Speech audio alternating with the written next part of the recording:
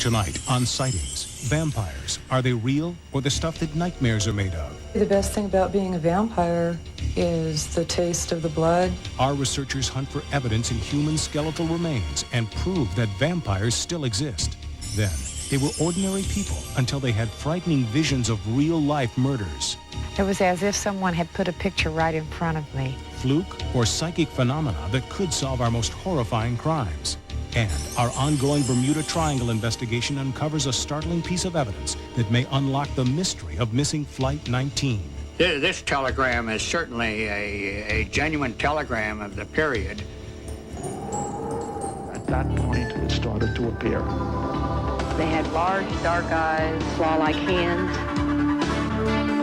I began sensing and knowing and feeling. I do believe in life after death. I mean, I've been there. We have not scratched the surface of what the mind can do. It's a connection with the unknown.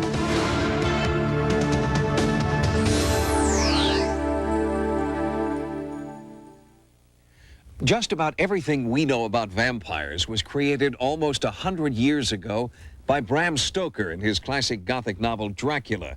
It's been the inspiration for countless stories and movies about a fictional character with a taste for human blood. But today in the United States, some people believe that vampires actually exist. We think of vampires as part of Eastern European folklore or the result of Hollywood conjuring, not as the stuff of small-town America.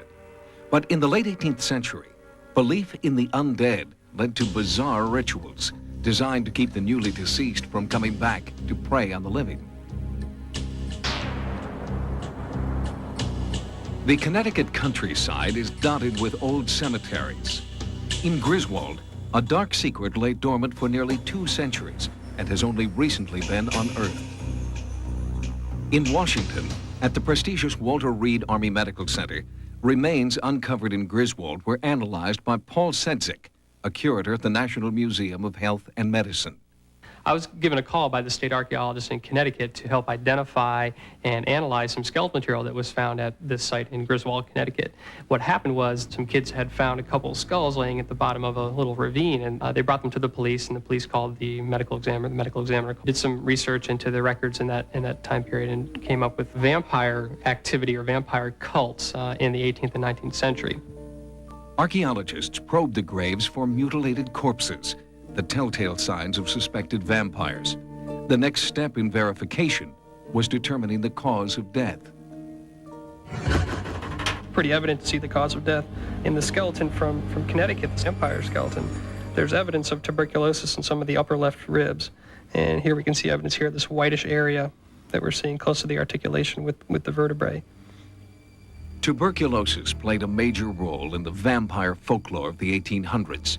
It was believed that those who died of TB could come back and infect the living.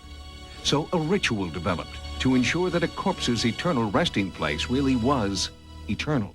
What they actually did was take the bones here in the chest and jumble them up like someone had just taken their hand and kind of moved it around in that fashion.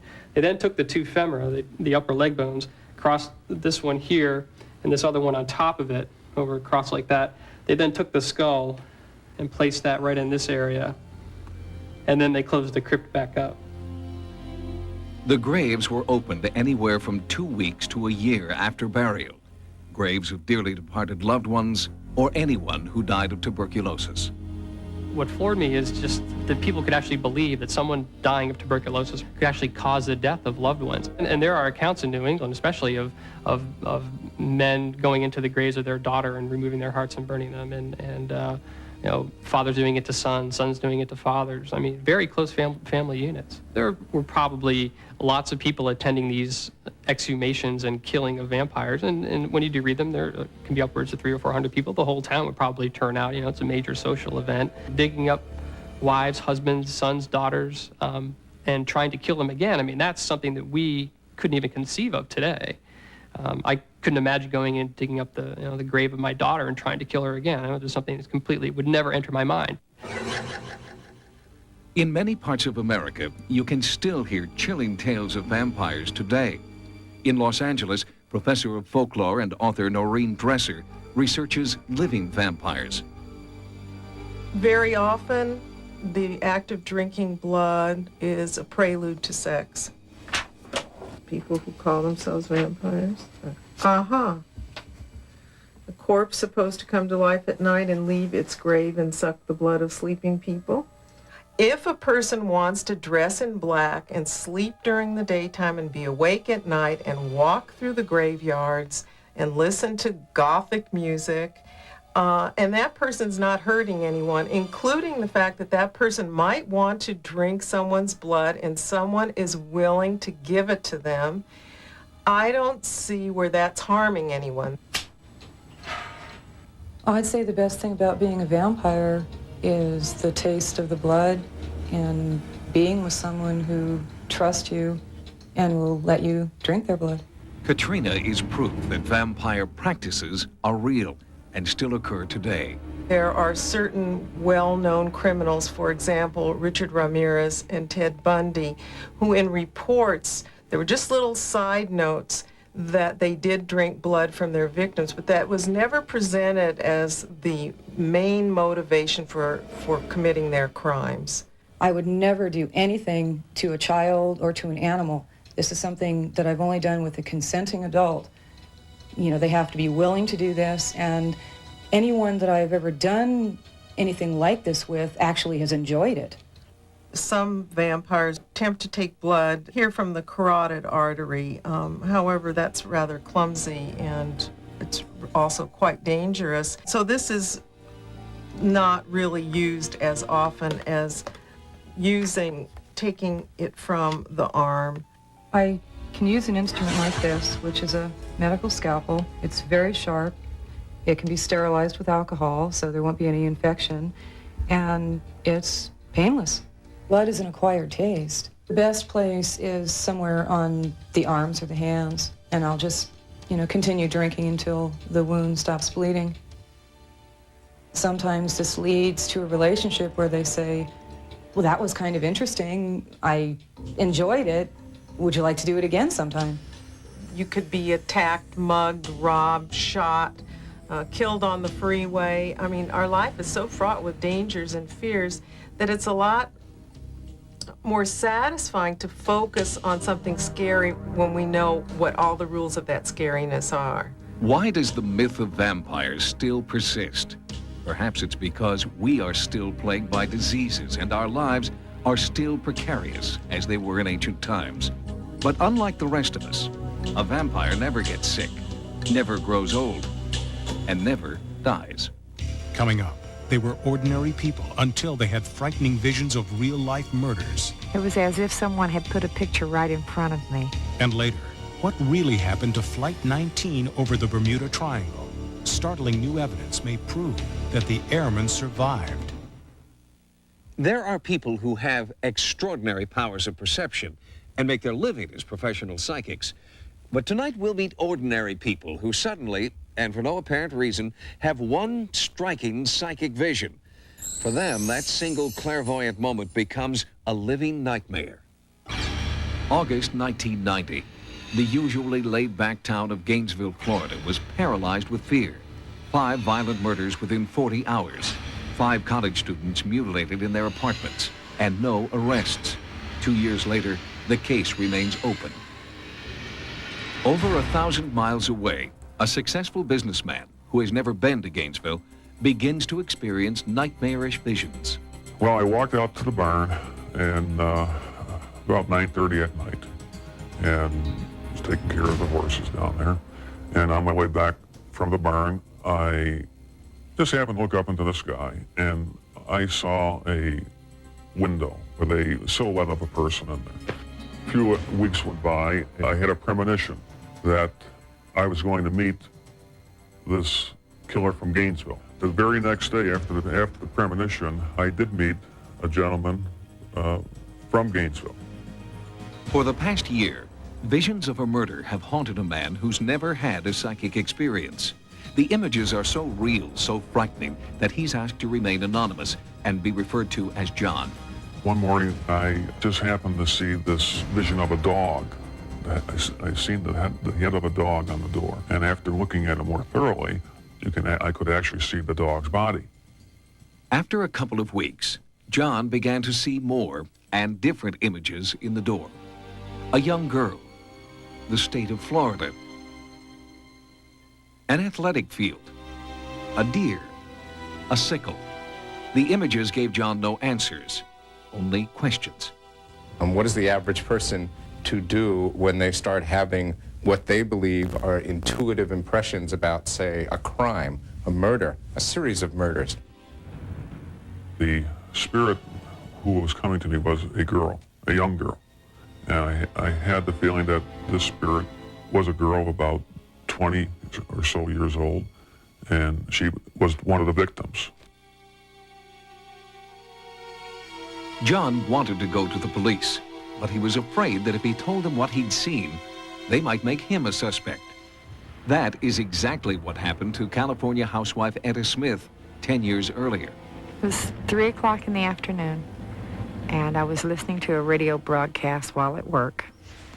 And they said that they had found the lady's vehicle in Pacoima, I think on a dead-end street, and that they were making a house-to-house search for her. And as soon as they said house-to-house search and that thought registered, it was as if someone said to me, "She's not in a house." I saw a picture. It was as if someone had put a picture right in front of me. Etta drove to a police station and revealed her startling insight to a homicide detective. I explained exactly. It'd be the right-hand side with a dirt path to her, a hill behind her. He suggested that I show him on a wall map where this area was, and that's when we discovered that it was Lopez Canyon. I don't think I was thinking right, but I knew I had to go see for myself. I knew the police would never tell me, and I was afraid maybe they wouldn't look. Within minutes, Etta saw her vision become a horrifying reality. As my eyes traveled further across the object, at the end of the object were white nurse's shoes. On her way back down the canyon, she reported her grisly find to a ranger. Shaken by the experience, Etta then went home. Not long after, there was a knock at her door. She went home, and then subsequently she was brought down by the police department and arrested for the murder of this woman. It took 9 years and a jury trial before Etta was exonerated for doing what she thought was right. But how do you explain the source of her psychic experience, or John's startling visions? Somehow, John had to come to terms with the gruesome visions that had been haunting him. Psychic psychologist Keith Harari accompanied him to Gainesville to help him on his journey. They visited the murder scenes in search of clues to the mystery. When I was out having these visions, I would ask for something that only the police would know, and that she could tell me. One of them being that what was the murder weapon used, and she gave me a vision of a sickle, and the sickle could be found in an area behind a football field. And I also envisioned a tree and also a symbol or a deer or some type of animal. One victim attended classes at the Gainesville Teaching Zoo, where not only are there deer, but a parking lot under construction on top of what used to be an athletic field. We got a tremendous amount of contacts from people who believe very strongly that they had information from a psychic nature or paranormal nature that they wanted to relay to the investigators. They wanted to do so primarily to benefit the investigation. I'm just an average person, okay, having a vision, and that with that, they would look upon me as wacky. The dead tree was the sign John was looking for. And with the supervision of Keith Harari, he began an intensive search for the murder weapon. Things that have happened to me all pertain to this Gainesville killing, and this spirit that has come to me is one of the victims, and I feel it so strongly that I just can't let it go. I have to follow this through as she wants me to do. I feel that she wants to put an end to this and put this person in jail. And I just can't let it go like that. Life is a mystery. and it's full of mysteries, and it's full of situations in which you don't always get closure. I mean, the healthiest thing to do in this case is to say, well, I don't know, I checked it out, I didn't find anything, go back to one's ordinary life and have a good life, open to the possibility that sometimes things happen that you can't explain. On June 9th, 1992, while this story was being shot, a new development. A man named Danny Rolling was indicted for murder in the Gainesville case. But Danny Rolling is not the man in John's visions. John believes there's a second murderer who has not yet been caught. And in fact, the Gainesville Police Department admits there may be a second murderer at large. The investigation continues, and for John, so does the waking nightmare of his psychic visions. Coming up next, did the Bermuda Triangle take Flight 19, or was it all a government cover-up? They were all lying, all of them. On a recent episode of Sightings, we told you the story of Flight 19, a squadron of Navy fighters that vanished in the treacherous Bermuda Triangle after World War II. And now, 47 years after the planes disappeared, Sightings has received exclusive information that reveals a bizarre new twist in the fate of Flight 19. I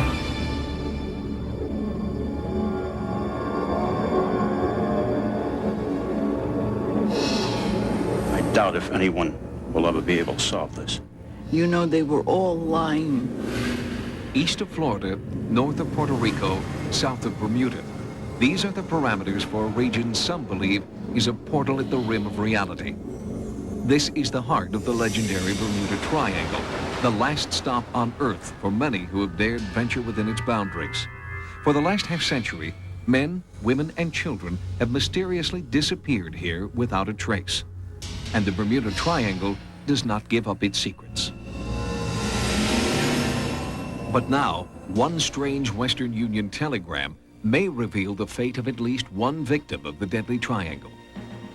Nearly a half-century ago, on December 5th, 1945, the Bermuda Triangle claimed some of America's finest, men who had survived World War II. At 2 p.m., a squadron of Navy Aztec bombers took off from Fort Lauderdale on a routine 3-hour training mission over the Atlantic Ocean. At 3:45 p.m., Lieutenant Charles Taylor radioed in a distress call. He seemed to be disoriented.